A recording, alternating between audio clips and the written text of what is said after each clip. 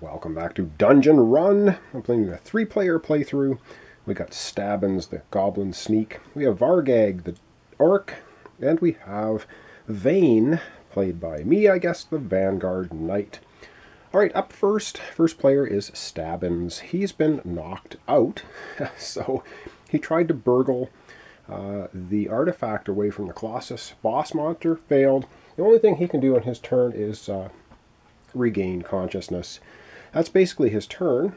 Up next, then, we have Vargag. And Vargag, what does he want to do? I think, you know what he's going to do? I think he's going to take a move action into the library, and then he's going to see if he can get a boss monster out. Because that will allow him to, possibly, if he can defeat this next boss monster, level up again. So he's going to roll a die. On a 1, he gets a wound. On a 5 or 6, he gets a boss card. On anything else, he gets nothing. And he rolls a 1.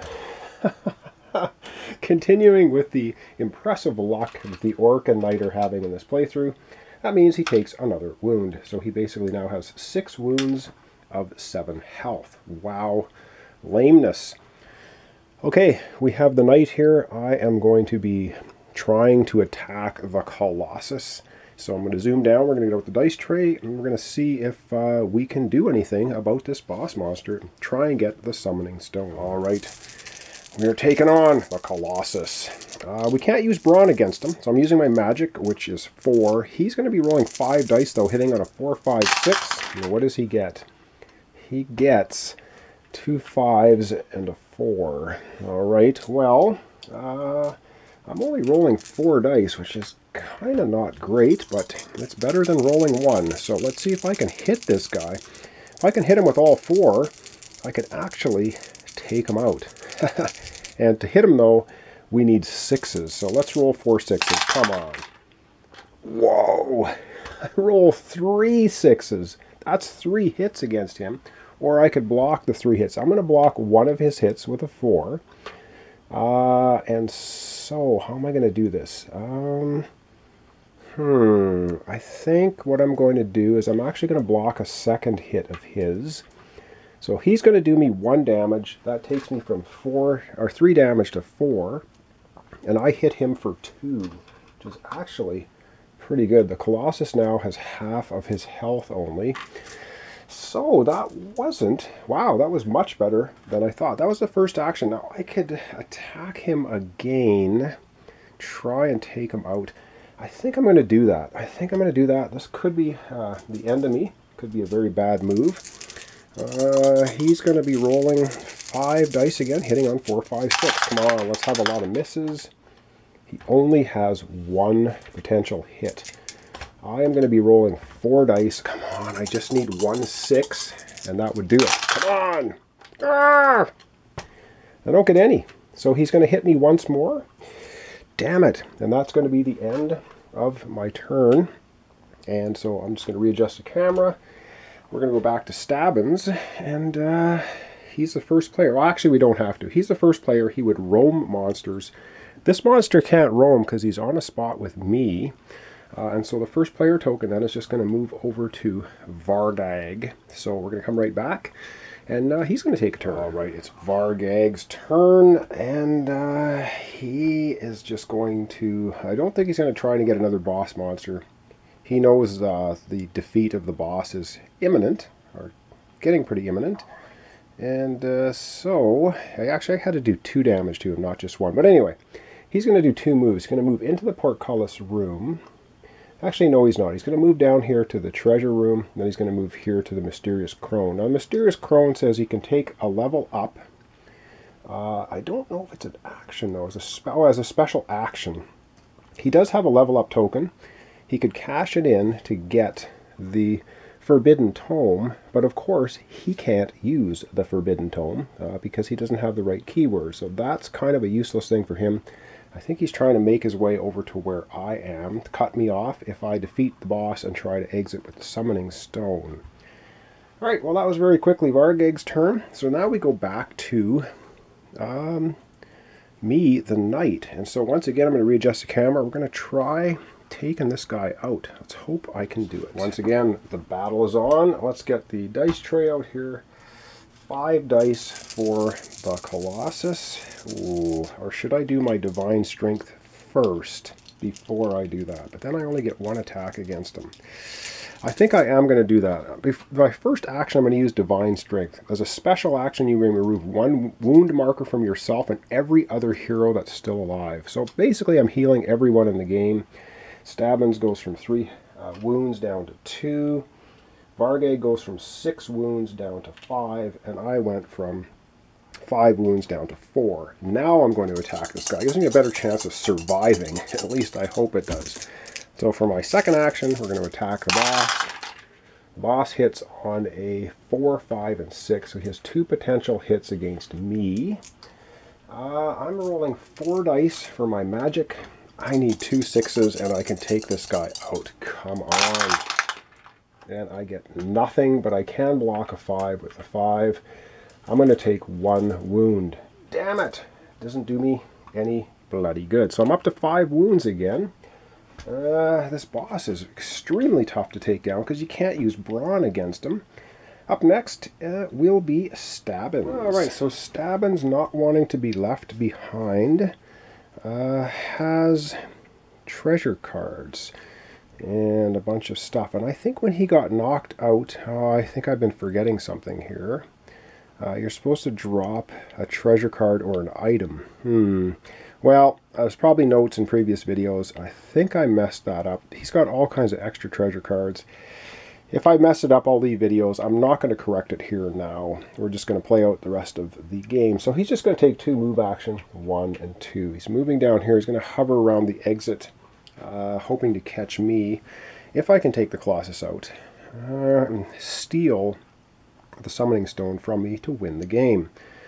Okay, that's bit. We're back to Vargog, who is the first player, so he would roam any monsters. There's no monsters to roam. I shouldn't say that. There is one rotting zombie, but he is in the glyph room, and the glyph room basically says no roaming. So the first player token is going to move back to Vane the Knight, which is us. So I think for this video, we're going to do 1 more round because I really want to take this stupid boss down and get to the end game. So we're going to zoom back in on the knight, and I think we're going to do a similar thing again. We're going to do the healing activity and then 1 attack against the Colossus. All right, let's get out the dice tray. Let's see what's going to happen. So yes, I'm going to do the 1 healing again. So I'm going to go from 5 wounds down to 4. Stabbins is going to go from 2 wounds down to 1, and Vargag's going to go from 5 wounds down to 4.